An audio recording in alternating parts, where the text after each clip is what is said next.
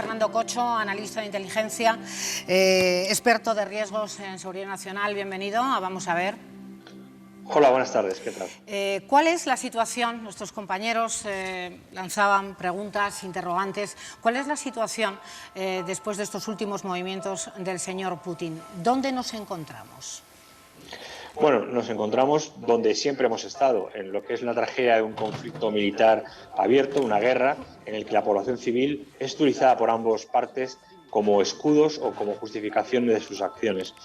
Nos encontramos en unas circunstancias muy delicadas, porque evidentemente ya está claro que los objetivos que Ucrania tenía y que se le vendieron por parte de Estados Unidos fundamentalmente no los va a poder conseguir, y por otro lado está todo el sufrimiento de la población, que está sitiada no solo en Kiev, sino en otras ciudades, y también utilizada como escudos humanos por parte de milicias ultranacionalistas en Ucrania, que lo que hacen es lo mismo que hacen los chechenos, pero desde hace muchos años. No olvidemos que hay informes de la OSCE y de la OTAN que dicen que, bueno, si bien Putin es un autócrata dictador y está masacrando a la población, esa misma población tiene instrucciones de recabar documentación para luego procesar a Putin como crímenes de guerra. Por tanto, en la guerra nadie tiene razón, en la guerra nadie es justo, y la política o la lógica, como decía un compañero suyo, de la guerra, del conflicto, no lo podemos ver solo desde el punto de vista occidental.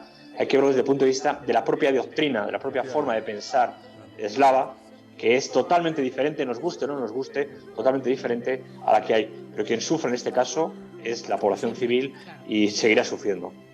Bueno, yo te quería hacer una pregunta sobre el bombardeo que ha habido en el teatro dramático, produciendo pues 130 rescates de personas, pero quedan dentro muchísimos más. No sé si se sabe algo de los niños y de las madres y de las mujeres que están en esas criptas subterráneas de edificios, pues como ya digo, el teatro y la escuela de arte, que también ha sido bombardeada, que hay una intencionalidad de ensañamiento con la población civil.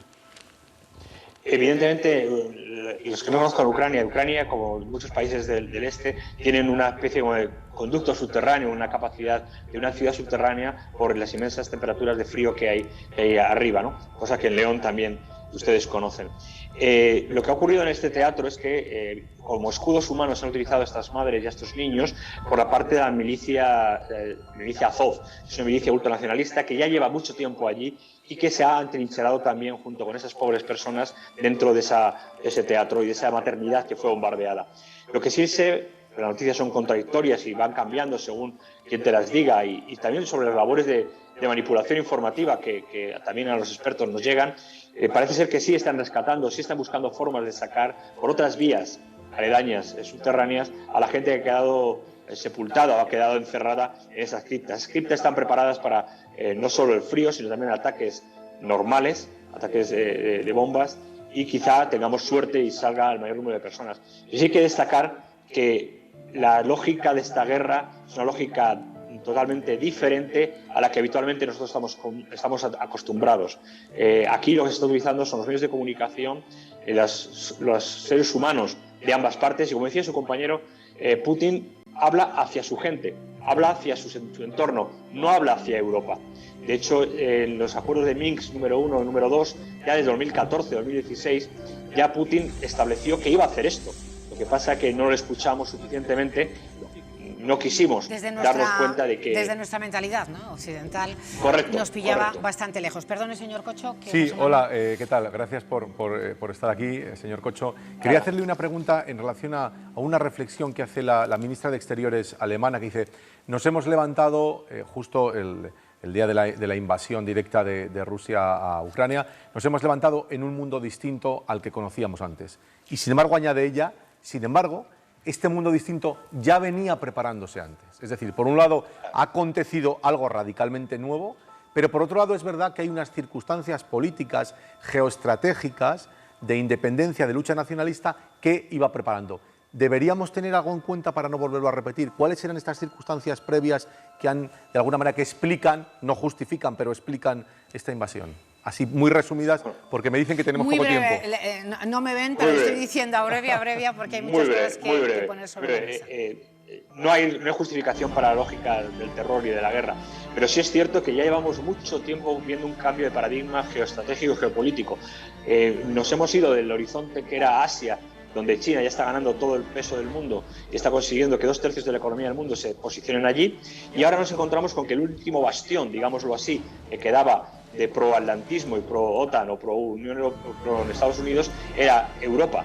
Y por tanto Estados Unidos necesita que Europa se alinee mucho más con él de lo que estaba hasta ahora. Hay un cambio radical de paradigma. Mientras que los países autocráticos se han reforzado en su armamento, los países democráticos nos hemos reforzado en asistencia social. Y eso está bien, pero tiene un riesgo. Y es que los autócratas no les importa perder 12, 15.000 vidas y nosotros sí los valoramos. Es un juego distinto. Si no entendemos su lógica, si no entendemos su pensamiento, no veremos el mundo que os da. Claro, sí. Es que no estamos en las mismas condiciones ni dispuestos a perder lo mismo. Pero hay una lógica, tampoco nos pongamos tan surrealistas, que rige el derecho penal internacional que va a pedir cuentas a los genocidas en La Haya. Y eso funciona con todos. Sí, pero como no le depongan de su cargo, efectivamente. No sé, pero si va a pero a la patria eso le da igual. A la patria, a las ansias patrióticas le da igual. De los 16 juicios de La Haya que se han establecido en los últimos 25 años, solo uno ha logrado triunfar. Por tanto, a Putin le importa muy poquito la Haya. Sí, no tiene muchos visos de llegar a esa pero realidad, tampoco por le importaría, desgracia. aunque hubieran triunfado los 16. Permitidme. No le importaría tampoco. Zelensky dice que está listo, señor Cocho, para las negociaciones con Putin. Insiste el señor Zelensky una y mil veces en poner sobre la mesa el concepto de la Tercera Guerra Mundial y lo que supondría. Parece que está sometiendo a Europa a esa posibilidad para ver si nos avenimos a llegar a algún acuerdo con él. Vamos a ver, la lógica de las negociaciones del modelo militar, tanto ucraniano como ruso, es que mientras no haya un acuerdo, el ejército sigue disparando. Es una lógica más al modelo de Clausewitz, un modelo totalmente diferente al occidental, en el que se paran y se negocia. Aquí no, aquí se sigue combatiendo y se va negociando. Zelensky ya ha cedido en 4 de los 12 puntos que Putin pedía. Por tanto, evidentemente que insta a Putin a sentarse, como Putin ha instado a Zelensky o sus representantes a sentarse, para lograr conseguir lo que Putin quiere, a saber, uno, no entrada a la OTAN, no entrada a la Unión Europea de forma directa. A eso ya ha cedido. A eso ha cedido. Sí. Y segundo, tener un corredor, que estemos de acuerdo o no, es otro tema, un corredor de seguridad nacional que va desde Bielorrusia hasta la península de Crimea, que él considera la línea fronteriza de seguridad nacional para proteger sus intereses, legítimos o no, no es el caso, estratégicos y geopolíticos. Y eso es lo que hay. Entonces, Zelensky está haciendo una gran labor en medios de comunicación, pero evidentemente tendrá que avenirse a cumplir Minsk I, cumplir Minsk II, los acuerdos de Minsk, y decidir qué va a hacer con esas provincias, esa zona, con el Donbass, llamémosle prorrusa, el Donbass, de Lugansk, Donetsk, donde por otro lado las milicias ultranacionalistas ucranianas llevan más de 10 años masacrando población prorrusa, al igual que las milicias prorrusas llevan machacando a los ucranianos. O sea, aquí nadie tiene razón, aquí nadie es un santo. Lo ha empezado diciendo, para terminar, ¿podemos confiar en que no, ojalá más tarde, más pronto que tarde, ¿no?, que se llegue a ese fin de la guerra, a que se llegue a una negociación? Porque terminábamos la semana un tanto esperanzados, no sé, al comenzar esta, donde nos encontramos. Seguro, según las informaciones que hasta hace 15 minutos estaba leyendo, sí, tenemos esperanza en que lleguen a un acuerdo en el que haya una, llamémosle, autonomía, provincia, régimen jurídico diferente para ciertas zonas de Ucrania, y Ucrania al mismo tiempo consiga tener el apoyo de la Unión Europea de una manera parcial, pero sin afectar a la geopolítica rusa. Y seguiremos en esa línea. Si se mantiene en esa línea, yo creo que en muy poco tiempo podríamos, afortunadamente, dejar de ver estas masacres por ambas partes. Claro, pero ya que le tenemos, me lo va a permitir, tenemos un par de minutos, claro. Nos gustaría que nos diera su opinión sobre la última decisión del señor Sánchez, por libre, es decir, no ha contado con sus socios de gobierno, ese volantazo del señor Sánchez con el Sáhara. Ahora considera que el proyecto de autonomía marroquí es base seria y, bueno, esta decisión ha podido o puede, de hecho, presentar para Argelia un problema, y sobre todo para lo que tenemos de Argelia, y es ese gas. Sé que esto no se ha levantado el señor Sánchez de un día para otro y ha dicho, bueno, pues voy a tomar esta decisión. Ha habido reuniones previas con la señora von der Leyen, ha habido también visitas de la subsecretaria de Estado de la Administración norteamericana a Madrid, a Rabat y a Argel, y también lo suyo el señor Álvarez en esa relación estratégica a la que la han enviado. Pero esto, ¿dónde nos conduce? ¿Ha sido un acierto o un desacierto por parte de nuestro gobierno?